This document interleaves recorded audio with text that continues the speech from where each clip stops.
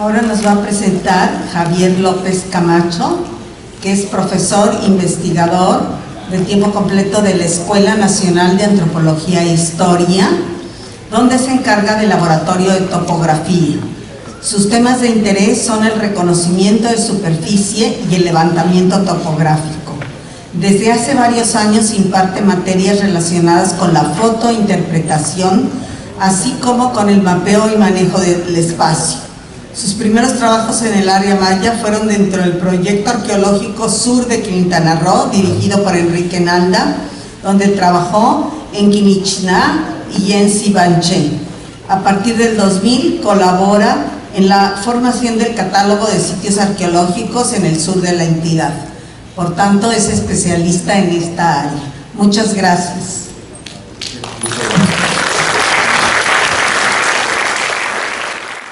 Bueno, me sumo también a los agradecimientos a los organizadores de este evento tan importante, académicamente hablando, como lo son muchos en otros países también. Bueno, como pueden ustedes observar, voy a hablar sobre las investigaciones del sur de Quintana Roo, pasado y presente, pero también quiero hacer un reconocimiento a dos próceres de la arqueología en el sur de Quintana Roo. Me refiero a Peter Harrison, que a principios de los 70 está marcando un par de aguas. Hay un antes y un después. Cuando entra Peter Harrison, hace trabajo de reconocimiento en el sur de Quintana Roo precisamente. Otro prócer pues es Enrique Nalda, que también para principios de los 90 marca un antes y un después en cuanto a aportes teóricos, muchos de trabajo de campo, metodologías, etcétera. Y adicionalmente, pues, una gran guía para mí, que es Wendy Ashmore, recientemente fallecida, pero cuyo legado es muy importante para los trabajos de patrones de asentamiento. Bueno, para abordar este tema sobre las investigaciones, pues voy a hacer una historiografía muy simple.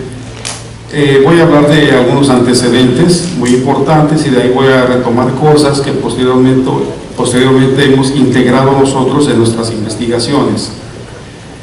Entonces, bueno, la primera parte se refiere a los antecedentes, concretamente a los exploradores como Thomas Gang, y quizá muy pocos sepan que también el famoso piloto Charles Lindbergh también estuvo involucrado en una misión para evaluar el potencial del avión en el reconocimiento aéreo en situaciones extremas como son la cubierta boscosa de la selva, pero obviamente pues él nada más era quien conducía o piloteaba el avión, porque realmente los arqueólogos eran Kiever y Oliver Ricketson. Entonces, bueno, también tenemos ahí bastante aporte. Luego pues hay una segunda etapa en donde, como he comentado, pues tendríamos el aporte de Peter Harrison y Enrique Nalda. Y estos son los antecedentes que le dan paso, digamos, a la intervención de la Escuela Nacional de Antropología, apoyada fuertemente por el Centro INA Quintana Roo, por más de un cuarto de siglo, que nos estuvo apoyando Adriana Velázquez Morlet. Bien, entonces, como comentaba, pues tenemos a Thomas Gang. Como sabemos, es un arqueólogo amateur, radicado en Belice, Ciudad Belice, que por algunos informantes, al cierre de la década de los 20 se desplaza a lo que es la población de Sacshan, por vía fluvial se desplaza hasta ahí. De ahí le refieren que hay un sitio muy grande en esa posición, que justamente es Sibanché. Es quien le pone nombre precisamente por el dintel que estamos observando aquí, que es un dintel de madera, y de acuerdo con eso, pues Thomas Gang lo nombra Sibanché, madera grabada, o escritura en madera.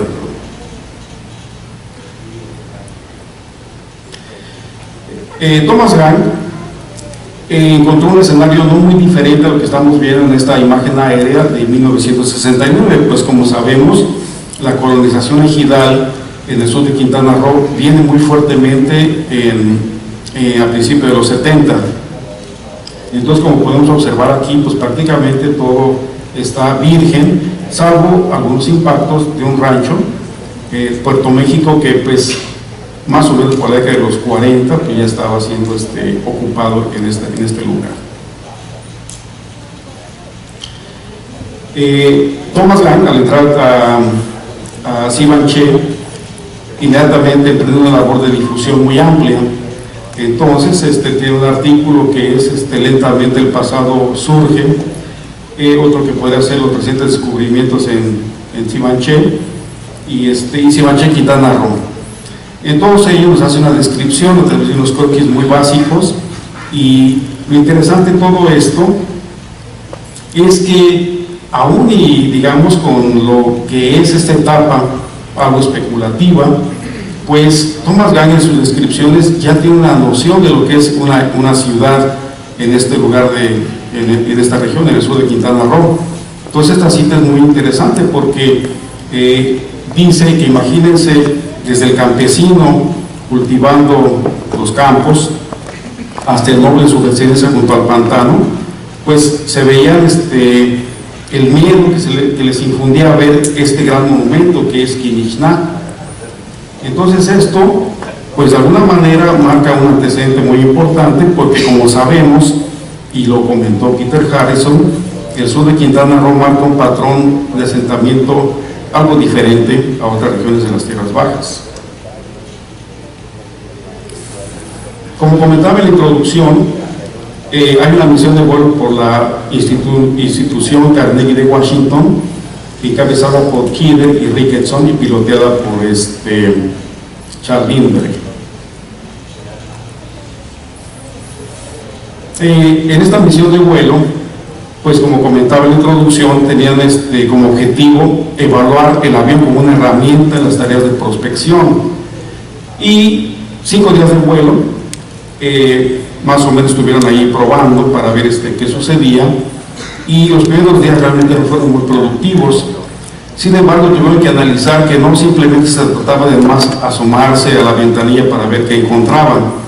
Tuvieron que trabajar, desarrollar indicadores, y bueno, llegaron a la conclusión que donde había una aguada o un cenote tenía que haber necesariamente un asentamiento maya.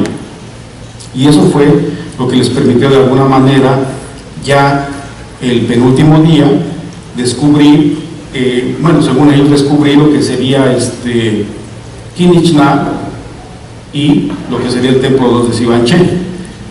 Entonces es muy interesante porque las notas de Kidder comenta que se van adentrando de sur a norte.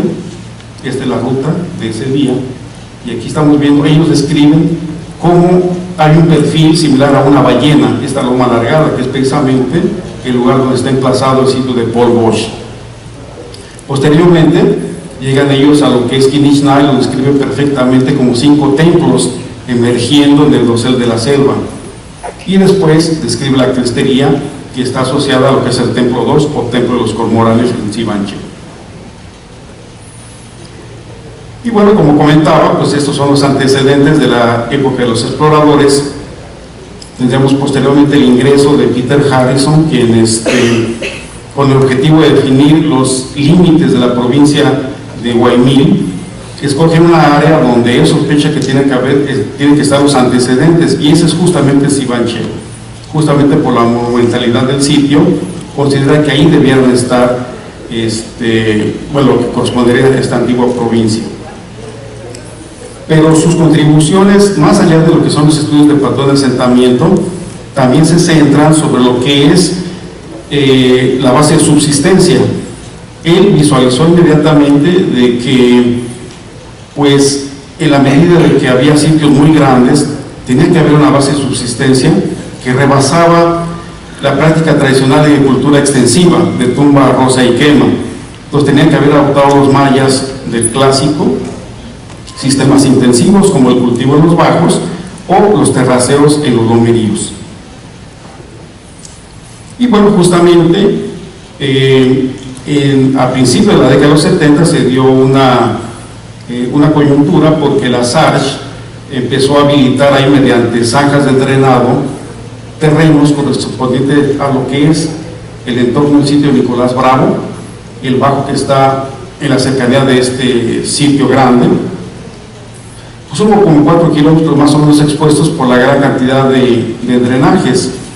Entonces entraron ahí Glinsman y Billy Turner, colaborador de Peter Harrison, y sacaron un perfil típico que estamos observando aquí, donde viene la plataforma de los campos levantados, y se ve que estaban llegando los antiguos mayas hasta la roca madre, que en este caso sería Sascap, para incorporarlo también a lo que sería la construcción de las plataformas. Y regresando, digamos, a lo que serían los trabajos de patrones de asentamiento, Peter Harrison visualizó un patrón muy particular en lo que es el sur de Quintana Roo.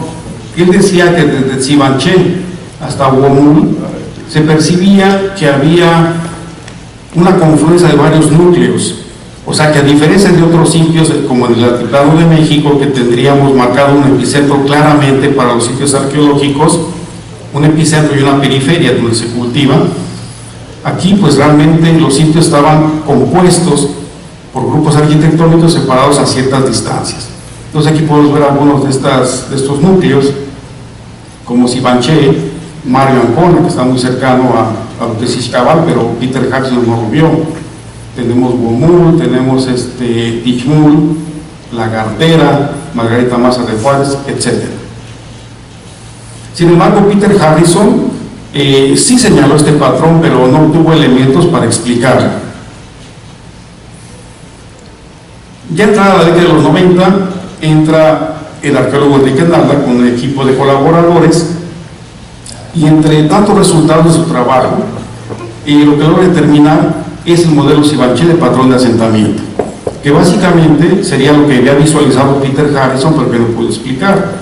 Entonces aquí con el trabajo continuo durante 2 años, pues Enrique Nalda logra visualizar la contemporaneidad por la vía de la cerámica y la arquitectura, mayormente entre Quinichná, que yo tuve la oportunidad de excavar con Enrique Nalda, y lo que es el núcleo principal de Tsibanché.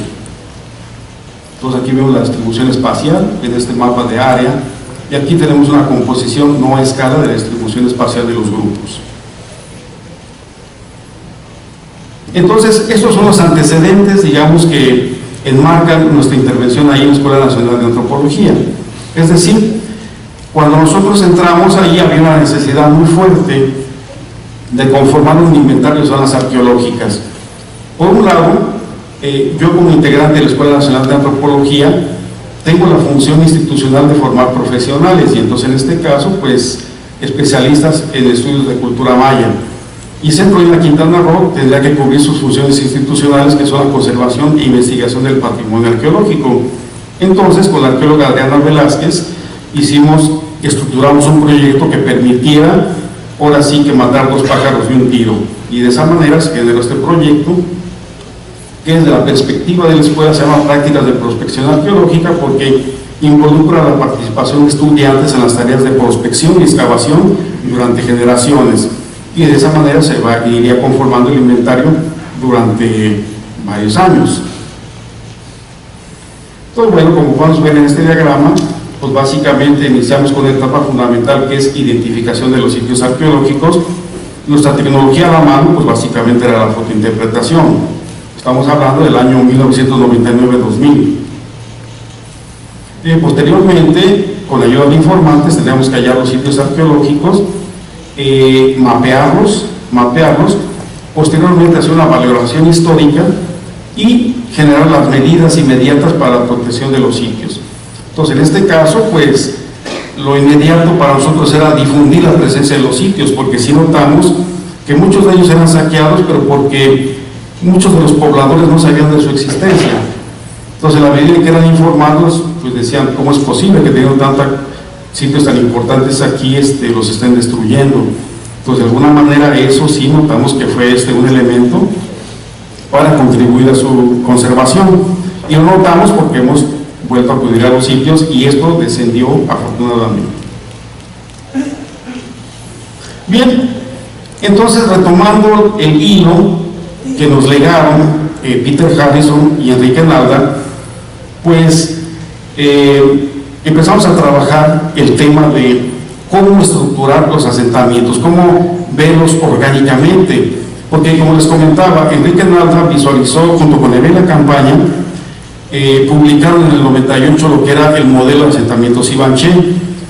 Sin embargo, se desconocía la presencia de calzadas que pudieran articularlos, que hubiera un vínculo más físico entre los diferentes grupos que conformaban esa propuesta de asentamiento. En el artículo que sacó Justin Shaw sobre lo que es el catálogo, digamos, de calzadas en todas las tierras bajas, desafortunadamente el área de Sibanché marcaba un gran vacío, porque la única mención que hace Enrique Hernández es un artículo del 98 que habla de la ciudad maya, pero únicamente menciona que pues las calzadas son un componente importante dentro de lo que son las ciudades, pero no había un mapa para poder integrarlo, para que Justin Shaw pudiera poderlo integrar al inventario de calzadas. Entonces, pues nosotros estábamos con la idea de que el área de Sibanché era una región anómala porque no tenía calzadas, pero simplemente había que buscarlas. Entonces simplemente uno, pues de manera muy lógica, si tenemos un sitio en un extremo y otro en otro, o un grupo arquitectónico, pues la tarea fue buscar qué había en el interior. Y afortunadamente, como la compañera Tomsa hizo una cobertura aquí para sacar el mapa de Sibanché por medio de fotorestitución, nos dimos cuenta que la cuadrícula de dotación de parcelas para los ejidatarios actuaba como un patrón muy regular que hace resaltar las anomalías. Entonces vemos claramente cómo las calzadas, al estar diagonalmente trazadas, pues obviamente se resaltaba como un patrón anómalo. Entonces las fuimos a verificar en campo y ahí estaban. Teníamos la otra que va de la May hacia Quinixná, y aquí se ve con claridad, y también hacia el sur de Tutí, parte otra. Bien, entonces con el mosaico de fotografías que entregó la compañía de Tomsa a principios de los 90, pues ya por este mosaico ya empezamos a ver orgánicamente cómo estaba estructurado Sibanché. O sea, ya con la propuesta de Nada, que decía que bueno, teníamos por un lado lo que es el grupo principal de Sibanché, Tutí, La May y Quinixná. Bueno, pues aquí resalta con mucha claridad las calzadas que los vinculan, y adicionalmente tenemos las aguadas que aquí marcamos en azul. Aquí queda fuera de cobertura la que corresponde a Quinixná. Entonces esta fue una primera aproximación a fortalecer lo que es el modelo Sibanché. Entonces, concretamente la ENA formuló esta propuesta.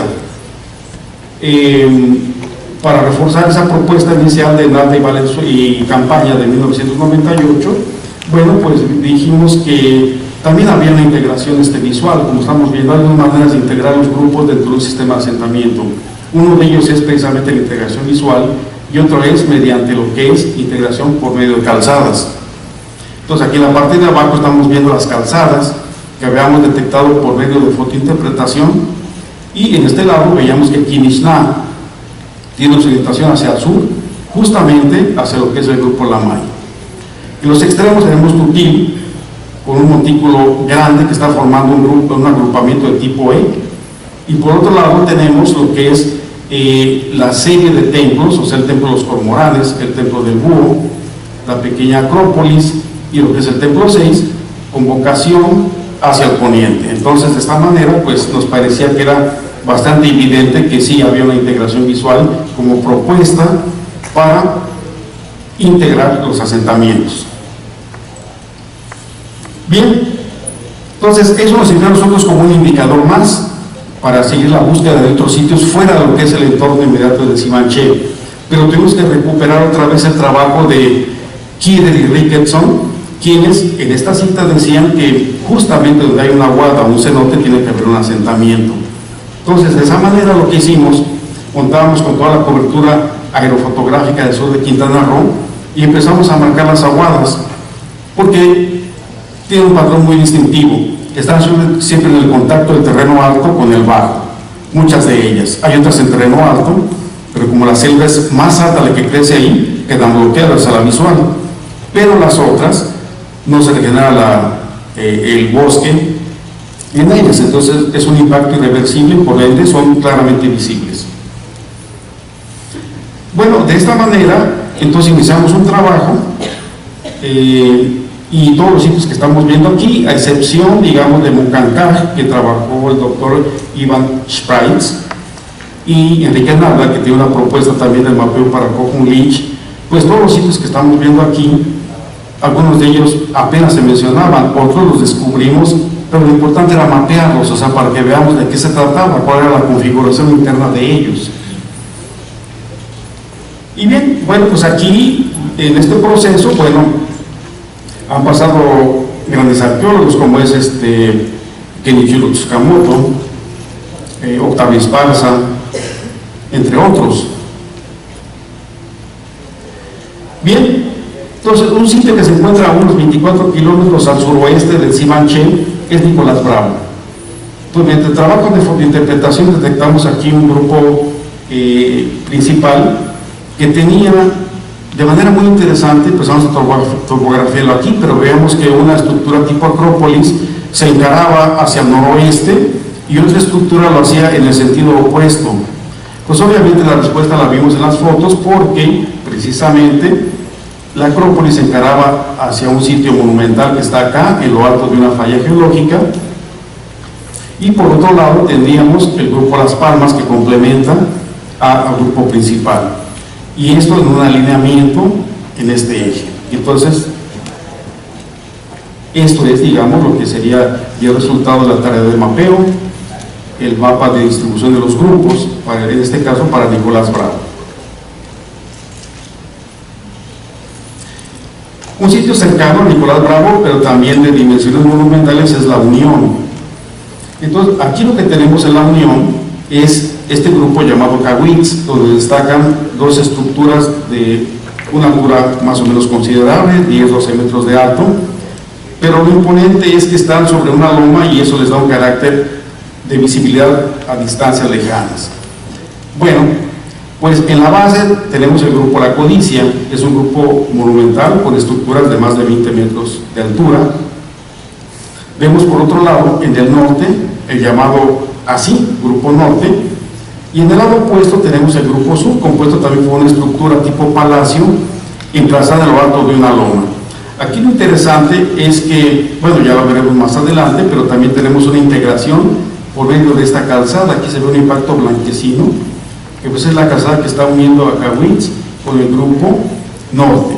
Aquí es muy importante porque no hay una visibilidad directa entre lo que es la estructura mayor de lo que es el Grupo Norte con Cahuitz. Sin embargo, el SACB está reforzando, digamos, esa relación. Por otro lado, sí tenemos una integración visual entre la estructura mayor del Grupo Norte con lo que sería una estructura que está aquí a manera de eje del universo, que está aquí al centro. De aquí confluyen estos dos ejes que estamos viendo aquí, y prolongando el eje que viene desde el norte hacia el sur tenemos la presencia del otro grupo que estaría precisamente generando el eje norte-sur. Entonces este es el mapeo que se elaboró. Aquí se ve, este es un modelo digital, digamos, de topografía, y se ve pues con algo de claridad lo que es la trayectoria de la calzada.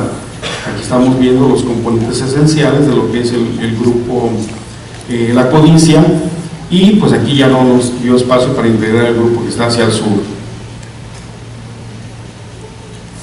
En esta imagen lo que estamos observando, hay una fotografía que está desde Cahuitz, desde arriba, y en perspectiva estamos viendo el impacto ejercido por el chapeo, trazando aquí uno de los límites de la calzada. Hasta el fondo aquí se observa el montículo del Grupo Norte, y en este otro lado toda la isla de montaña, y donde está el montículo que lo preside en el Grupo La Codicia. Tenemos el sitio Resbalón, trabajado por Kenichiro Tsukamoto, y aquí tenemos pues la organización espacial del asentamiento. Tenemos básicamente 4 grupos: la iglesia, el grupo chamán, el grupo principal y el castillo. Es importante aquí observar que ahí tenemos un agrupamiento de tipo E en la plaza principal, y aunque está muy pequeñito, pero estamos observando aquí también una estructura tipo acrópolis triádica aquí en la parte norte. Entonces, lo más antiguo en esta parte es precisamente el centro. Este es el centro de gravedad, y como vamos a ver en unos esquemas posteriores, estos sitios están reflejando de alguna manera el modelo de asentamiento Sivanché. Tenemos otro sitio vecino de Sivanché, a 12 kilómetros. Resbalón estaría a 12 kilómetros al norte de Sivanché. Paul Bosch está a 12 kilómetros al sur de Sibanché. Este sitio fue trabajado por Vania Esmi Pérez y Octavio Esparza. Entonces aquí lo que estamos viendo es simplemente que se trata de un sitio organizado en un eje oeste-este, pero este está normado precisamente porque es una loma alargada donde se emplazan todos los grupos arquitectónicos que lo conforman. Del grupo central, que está presidido por una estructura tipo acrópolis, parte una calzada 6 kilómetros hacia el norte hasta llegar a lo que es el poblado de Morocoy. Bien, tenemos otro sitio ya hablando de la ribera del río Hondo. Tendríamos el sitio de Nojcaj. Pues ahí básicamente tendríamos un eje oriente-poniente marcado por el grupo principal, que es el grupo El Pich, que estarían a la orilla de un bajo. Por otro lado tendríamos el grupo El Corozal, y como percibimos aquí, hay una diferencia de tonalidades que nos sugiere la presencia de una calzada aquí. La fuimos a verificar, desafortunadamente nos tocó una época muy lluviosa y el nivel rebasó todo lo que es esta cuenca endorreica, que es el bajo. Entonces no hubo posibilidades de sacar algunas conclusiones sobre ese trazo de esta calzada. Bien, otro grupo también dentro de la ribera del río Hondo es el Corozal. Como hay 20,000 corozales aquí, hay 20,000 corozales, zaportales, ramonales, palmares, etcétera, etcétera. Bueno, pues lo estamos llamando Corozal del Pucté porque está en el ejido de Pucté precisamente, ¿no? Y aquí lo que apreciamos es que, bueno, tenemos en la parte alta de una loma todo un arreglo que fue acondicionar a la loma para crear accesos en los costados, y eso va generando las vialidades para llegar a las diferentes explanadas donde están organizadas las diferentes estructuras, hasta llegar al al basamento piramidal que lo preside. Pero aquí lo interesante es que esta estructura abre hacia el norte y la visual va directamente hacia lo que es el montículo principal del grupo El Teco. Debe decirse adicionalmente que tenemos aquí, a 500 metros de separación del grupo El Teco, otro grupo, un grupo intermedio, pero está muy afectado porque fue tomado como una cantera para construir ahí terracerías para llegar a los ranchos, sobre todo en época de lodazales, ¿no? Bien, entonces con todos los sitios que he mencionado, lo que estamos viendo aquí nosotros es un esquema en donde, pues lo que trato de mostrarles es que efectivamente el modelo Sibanché estaría representado en todos los sitios que mencioné. Veamos entonces el caso de Nicolás Bravo. En el caso de Nicolás Bravo tenemos que el grupo principal hay una integración visual unidireccional, digamos, porque va del grupo principal hacia el noroeste, ¿sí? Y no tiene respuesta recíproca simplemente porque es el componente más temprano, ¿sí?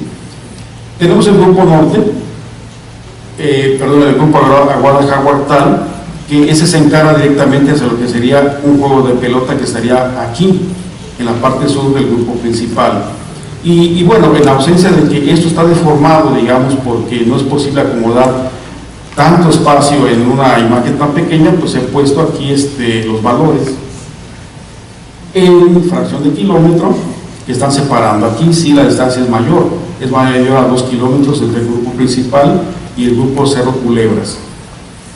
Tenemos posteriormente la unión, en donde sí destaca de manera muy importante la ortogonalidad, pero se está sugiriendo.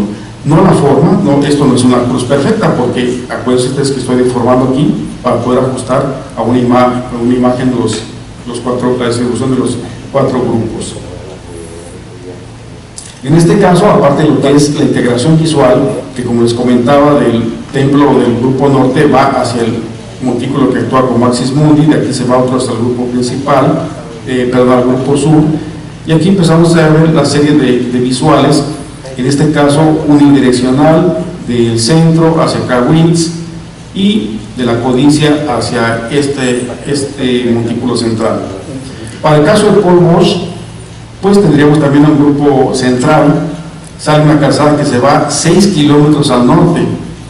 Pero lo interesante es que en Morocoy existe una loma y en lo alto de esa loma existe un grupo residencial y la estructura que la preside se encara hacia el sur, precisamente en un eje franco de 0 a 180 grados, es decir, perpendicular a la traza que se está generando en el eje este-oeste del grupo oeste, el grupo central y el grupo oeste.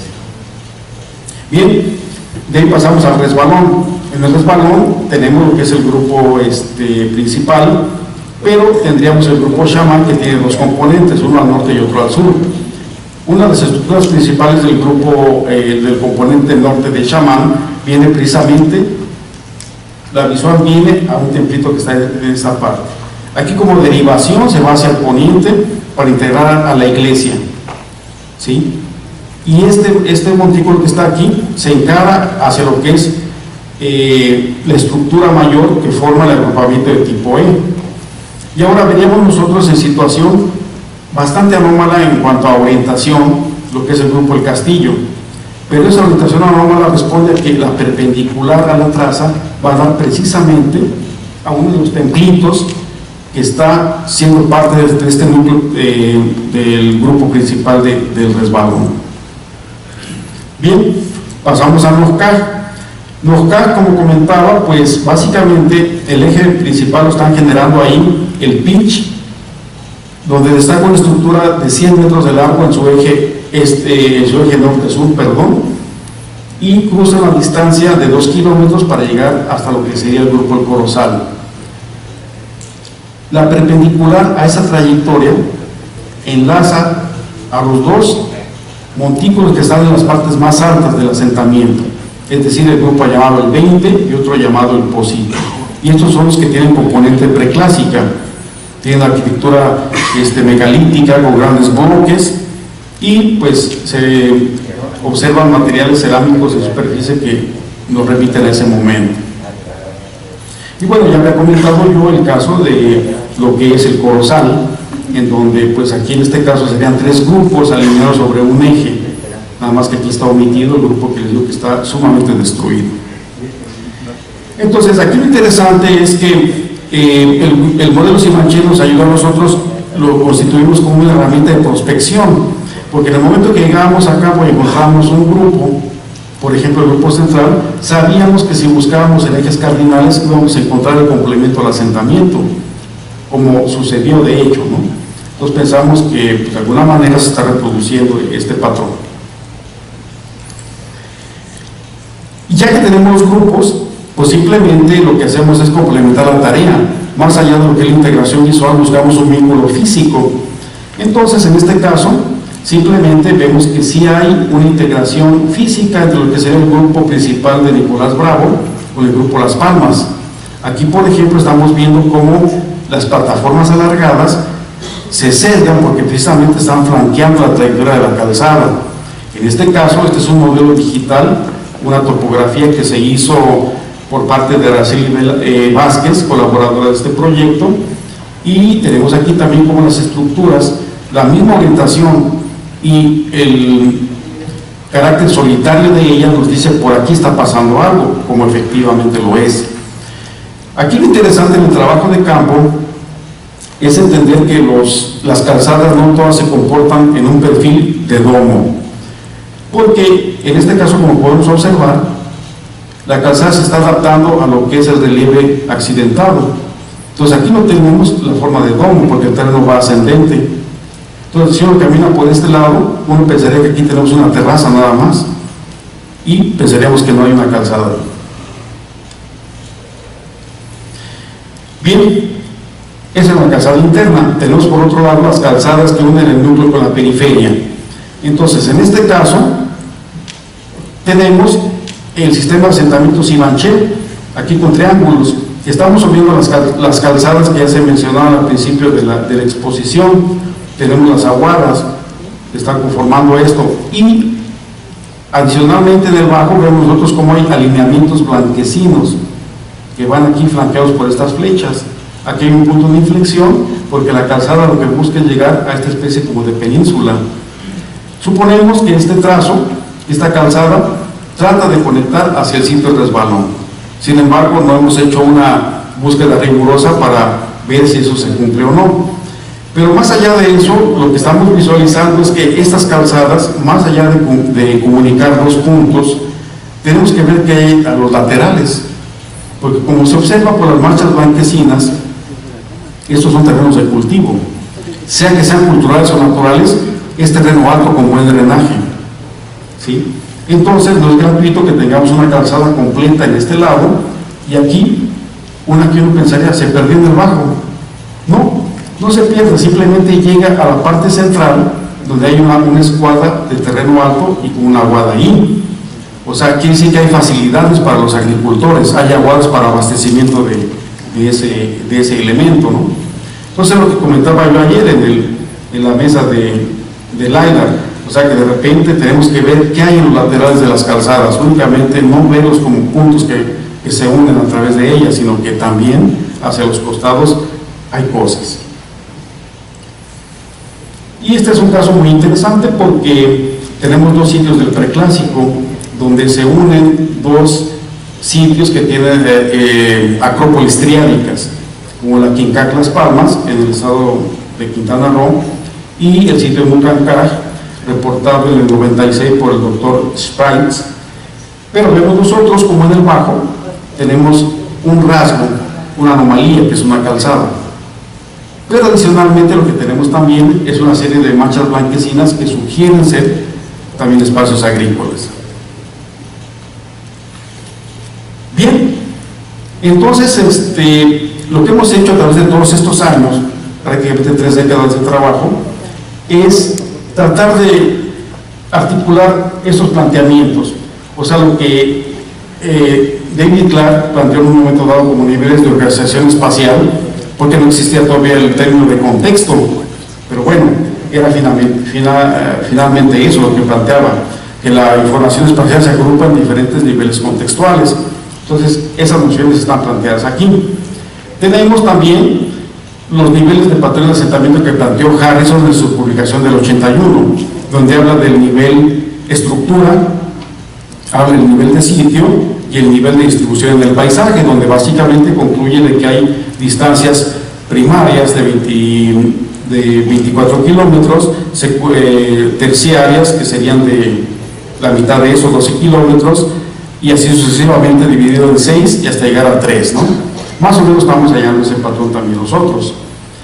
Y bueno, y aquí estamos conjuntando lo que son los planteamientos del arquitecto Andrews sobre lo que son los elementos de la ciudad. Entonces eso nos da una pirámide donde tenemos en la base el patio como el módulo básico de organización espacial, en donde las estructuras que lo bordean están encargadas entre sí justamente para fomentar esa interacción social, para darle cohesión social. Y bueno, de ahí vamos hacia lo que sea la plaza, el grupo, el sistema de asentamiento, la región y macrorregión. Ahorita voy a ilustrar eso. Bueno, simplemente hago un paréntesis aquí, retomo esto.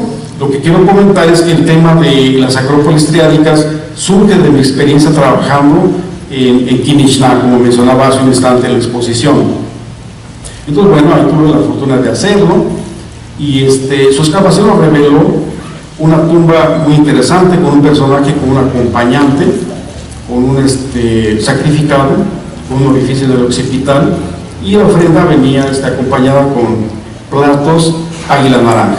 O sea, aquí no teníamos la policromía típica de lo que sería los arroyos, que lo situaría, digamos, en lo que sería la primera parte del clásico temprano. Entonces concluimos de que esto anda más o menos alrededor del protoclásico. Bien, esta búsqueda de elementos, digamos, de lo que sería acrópolis triádicas, nos llevó a un vecino cercano llamado Ixtabal. De hecho, le pusimos ese nombre porque es un sitio rodeado de bajos. Entonces, Luis Miguel La Campaña y yo trabajamos en el 97 y decidimos ponerle ese nombre y hacer un mapa preliminar precisamente porque pues estábamos a entenderlo. Entonces aquí tenemos elementos fundamentales y la guarda que se ubica en el lado sur. Posteriormente a esta tarea de mapeo se sumaron otros arqueólogos como Kenichiro Tsukamoto, Edwin Angulo, Juan de Esmeralda, María del Pilar Ruiz de la Cruz, Laura Villamil, entre otros. Entonces logramos un mapeo bastante amplio, como de unas 40 hectáreas, integramos un grupo que le llamamos los cedros por la gran proliferación de ese tipo de árboles ahí. Entonces, pues sí nos dio una idea y con esto fuimos sumando casos en el sur de Quintana Roo sobre la presencia de estos elementos muy importantes, como lo voy a explicar a continuación. Por ejemplo, aquí en esta lámina lo que estamos observando nosotros es la distribución de todos los sitios en donde hemos encontrado arquitectura con acrópolis triádicas. Entonces nos damos cuenta cómo tenemos nosotros Ixcabal colocado aquí en esta parte, pero en su parte posterior ya no tenemos, por lo menos nuestros conocimientos nos dicen que no tenemos otra acrópolis triádica a esa espalda. Quizá porque la franja continental es muy angosta, porque llegamos a la villa de Chetumal. ¿Ok? Tenemos al norte, a 70 kilómetros de Ixcabal, tenemos La Gartera, un sitio trabajado por Laura Villamil. La Gartera, como ustedes pueden observar, su acrópolis triádica está orientada, ahora sí que valga la redundancia, hacia el oriente, pero la franja continental se ampliaría hasta por acá. Entonces hay posibilidad de que haya un desarrollo hacia esta parte, hacia el oriente. A lo que voy es lo siguiente: en el caso de Ixcabal nos estaría marcando el límite oriental de lo que suponemos que es un territorio. Estamos pensando que las acrópolis triádicas están cumpliendo esa función para lo que es el preclásico tardío. Y lo observamos porque tendríamos nosotros, en el río Hondo tendríamos la Quincaj Las Palmas, que está haciendo mancuerna con Mucancaj. Tendríamos otro sitio que se llama Chimil, que están orientados hacia la parte norte. Resbalón, Quinixna, están hacia la parte sur. Y esto es interesante ver este histograma de alturas. En la parte norte tendríamos Ixcabal. Bueno, aquí tenemos el Resbalón, que sería el sitio más norteño, en esta parte del sur de Quintana Roo. Pero haciéndolo a un lado, tendríamos nosotros a Ixcabal como lo que sería el sitio con su acrópolis de mayor altura, y ahí viene Quinixna y vienen decreciendo. Se recuperan las alturas al llegar a los núcleos compuestos por Mucancaj, la Quincaj y Chimil. Entonces suponemos que esta distribución, este histograma nos está sugiriendo eso. O sea, que aquí se nos está repitiendo ese patrón que veíamos en el triangulito que mostré hace rato. O sea, que ese modelo a nivel de patio se está reproduciendo a otras escalas. O sea, es un módulo. Entonces aquí lo que tendremos es el quinto nivel, que sería el nivel regional. ¿Sí? El nivel anterior sería el nivel de sistema de asentamiento, tipificado por el modelo Sibanché. Y aquí, bueno, tenemos, para reforzar eso, tendríamos nosotros lo que serían las diferentes alturas de cada uno de ellos, como van de Ixcabal y Quinixna, como van decreciendo hasta volver otra vez a recuperar alturas. Bueno, y aún con todo lo que se especula, y hoy estuvo muy interesante la discusión sobre la dinastía Khan, pero tenemos que agarrar nosotros de lo que haya, de los datos que haya, porque nosotros, vaya, en esa tarea de buscar datos de manera extensiva con el mapeo y el reconocimiento, pues tenemos que adherirnos a las propuestas que se van generando en cuanto a epigrafía. Entonces pensamos que es un territorio porque precisamente en gran parte de él tenemos los casos donde hay reportados presencia del glifo emblema de la cabeza de serpiente, ¿no? En el Resbalón, en lo que sea Sibanché, Paul Bosch, y lo que reportó el doctor Sprites aquí en los Alacranes. Entonces eso de alguna manera coincide con la distribución de acrópolis triádicas que estaba mostrando hace un instante, y que bueno, para el caso de Sibanché, pues tendríamos nosotros aquí la escalinata jeroglífica con algunos ejemplos de los cautivos en el edificio 13.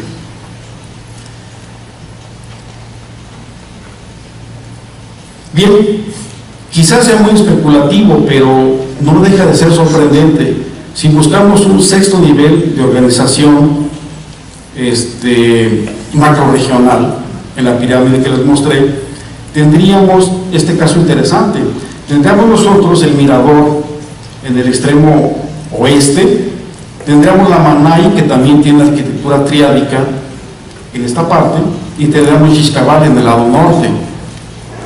Eso, bueno, lo he comentado con el doctor Sprite y me pregunta si hay visibilidad entre ellos. Pues la verdad no sé, no lo he analizado topográficamente, pero pues aquí se genera un meridiano astronómico y aquí se genera un paralelo astronómico, no sé si tenga eso que ver con algo. Y este es el cinturón de distribución de acrópolis triádicas en esta parte, y bueno, hacia el lado sur tendríamos Caracol, que también la tiene, ¿no? Entonces no sé si esto nos representara ese nivel macrorregional. Entonces, bueno, lo que hemos tratado de demostrar ahorita es que toda esa información que hemos generado tenemos que darle algún significado. O sea, no se trata de hacer un inventario nada más para tener una mera suma de elementos arqueológicos, sino que esos deben articularse, estructurarse y producir algún significado histórico, ¿no? Entonces, tratamos de poner en principio esto como una restitución de paisajes a diferentes niveles, a niveles patio, plaza, grupo, sistema de asentamiento, región y macrorregión. Bueno, pues con eso cierro, digamos, el tema del patrón de asentamiento y retomo lo que serían las propuestas de Peter Harrison. O sea, también, una vez mostrado, digamos, todo este volumen que representan los sitios, bueno, la muestra de sitios, porque no son todos los que hemos mapeado, son mucho más, nada más que por cuestiones de presentación, nada más seleccioné esos 6 sitios. Pero entonces es inevitable volver a retomar esta discusión sobre los sistemas intensivos para sustentación de esas poblaciones, ¿no? Entonces, bueno, lo que estamos viendo en este mapa es lo que Peter Harrison y Billy Turner reportaron como el área de distribución de áreas con campos levantados. Entonces aquí tendríamos lo que están cercanos al poblado de Morrocoy, tendríamos lo que trabajaron Glinsman y Billy Turner, y lo que sería el Bajo de Acatucha, donde justamente lo elegimos el profesor Serafín y yo de la ENA, precisamente para retomar este tema, pero sobre la base de generación de datos. O sea, no especular tanto de que si hay exceso de humedad, que si pasa esto y esto otro, no, hay que trabajar, que es justamente lo que falta aquí para seguir abonando sobre este tema. Y bueno, como resultado de este trabajo que ha estado efectuando el profesor Serafín Sánchez, estamos viendo en este perfil un contacto muy marcado entre lo que sería una plataforma de color amarillento y otra parte que es grisácea, que son los gleisoles. Entonces, él dice que este contacto tan abrupto nos está indicando que hay una implantación, se está generando la creación de una plataforma. O sea, no es un desarrollo propio de un gleisol para formar este suelo. Muy bien. Lo interesante de esto es que este pozo lo dejamos abierto. Al año que volvimos, el agua llegaba a este nivel, o sea, no estaba cubriendo la parte amarilla. O sea, aparentemente sí fue habilitado justamente teniendo control sobre los niveles. Ahora bien, para darle alguna explicación a lo que es la presencia de campo levantado nada más en esta área del sur de Quintana Roo, tuvimos que hacer este modelo digital de lo que es el sur de Campeche y el sur de Quintana Roo. Entonces, en esta parte grisácea tenemos lo que sería la provincia, el INEGI le llama, de la costa baja de Quintana Roo. Por este lado, el color verde oscuro, tendríamos nosotros lo que es la zona del Carso y los Lomeríos campechanos. Estamos viendo que aquí en azul se da la puerta de los 200 metros sobre el nivel del mar, y por este lado tendríamos nosotros la de 100 metros sobre el nivel del mar. Eso aparentemente pues es una cosa bastante obvia. El problema es que los drenajes de la parte alta van hacia esta parte, se genera un problema de circulación de agua en este sector, y por eso tenemos aquí necesidad de crear campos levantados, no para crear estos como islotes sobre tipo chinampas, sino justamente para habilitar un terreno que está anegado, todo encharcado, y poder cultivar en cierta época. Otra cosa también que nosotros proponemos es que el hecho de que no haya campos levantados en los bajos no es que no se hayan cultivado. Simplemente el campo levantado refleja un lugar que tiene problemas y que hay que resolverlo creando esta infraestructura. Y eso pues obviamente hay experiencias en la Chontalpa donde grupos justamente cultivan de esa manera, esperan que se vaya retirando la humedad y van cultivando conforme esto va procediendo, ¿no? Bien, pues entonces ya me llamaron la atención y ya voy a acabar.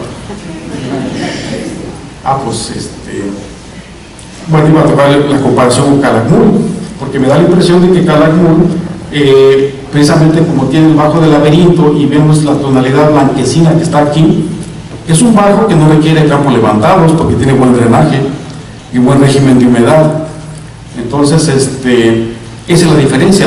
Calakmul está en lo que sería el altiplano campechano, a diferencia de lo que serían los campos levantados en el sur de Quintana Roo, y los del Palmar, donde colaboro con el doctor Tsukamoto, está en la frontera entre lo que sería el caso campechano y lo que sería la planicie costera. Y muchas gracias.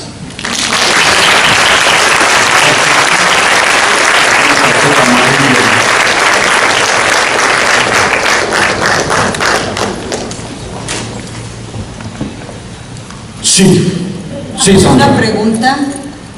Sí.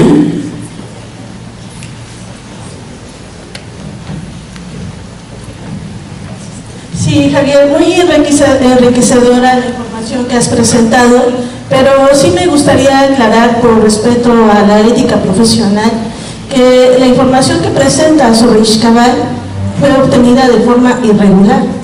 El único proyecto que cumple y que con toda la normativa que exige el INAH es el proyecto de Enrique Nalda.